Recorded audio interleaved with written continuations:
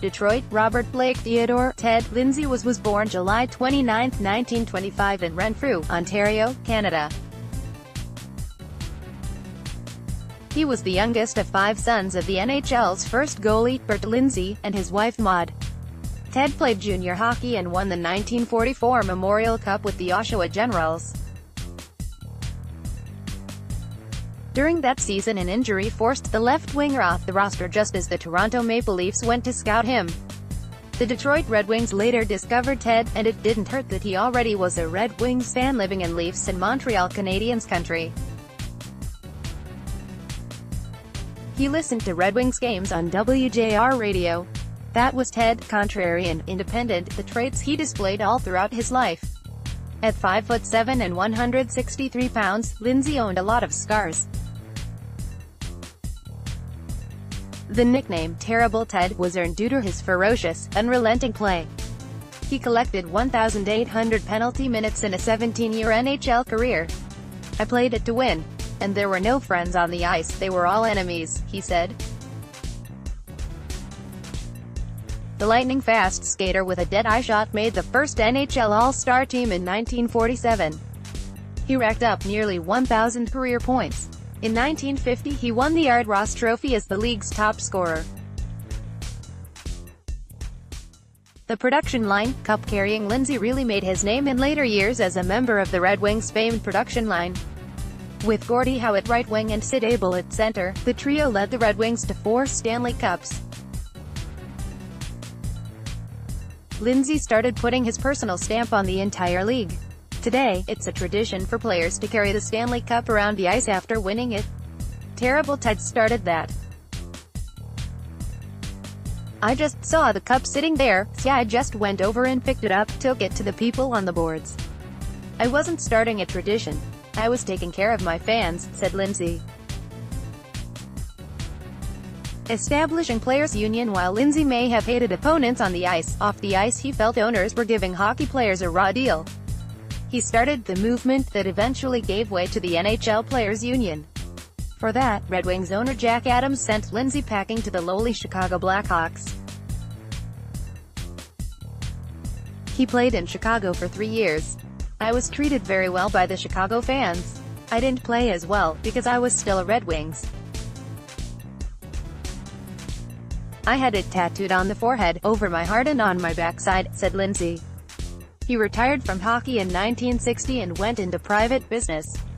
But Abel, Lindsay's old line-mate, took over as Red Wings coach in 1964. He said, "Well, why don't you come back and play?" "I hadn't played for 4 years, Lindsay said. He played pickup hockey in Windsor to stay in shape. He rejoined the Red Wings as number 15, because his number 7 had been taken. The headlines called it a sideshow. Even league president Clarence Campbell doubted Ted. Campbell called it the blackest day in the league history, when a 39-year-old guy thinks he can play in the fastest game in the world, said Lindsay. Lindsay had 14 goals and 14 assists that year, and Campbell apologized after the Red Wings won the season championship. Lindsay then retired for good. He entered the Hockey Hall of Fame the next year but refused to attend the ceremony because they held it in a men's-only club and his wife and kids could not be there. Busy after hockey, he stayed very busy thereafter. He became a radio hockey voice in New York and then went on as a color commentator for NBC's NHL national coverage. He left the booth to become Red Wings general manager for 3 years in the late 1970s. Lindsay was known for always being in remarkable physical shape, even in his latest years. He worked out 3 days a week, even into his 90s. "I always believed in taking care of your body. It will take care of you," he said. Lindsay wasn't so terrible as he aged. He had a real soft spot for children, raising more than $1 million to research autism. There are great NHL names, Howe, Gretzky, or Yzerman, but without even trying or taking any credit, Lindsay sealed a special spot as a cornerstone in NHL history as he was a pioneer. They had to invent penalties to curb his toughness. He was team captain, champion and so much more. friendship with Howe. The year before Gordie Howe died at age 88 in 2016, Lindsay was publicly wishing his friend well after treatment. "It's nice to have the opportunity to wish Gordie a happy birthday after he went to Mexico for his stem cell treatment and kind of had a miracle happen for him, and I hope that miracle continues for many, many years," said Lindsay. Lindsay was referring to Howe's health improvement the year before his death as he participated in a stem cell clinical trial. The Howe family said, "Mr. Hockey had a miraculous recovery since a serious stroke in late October 2014. He died in June 2016.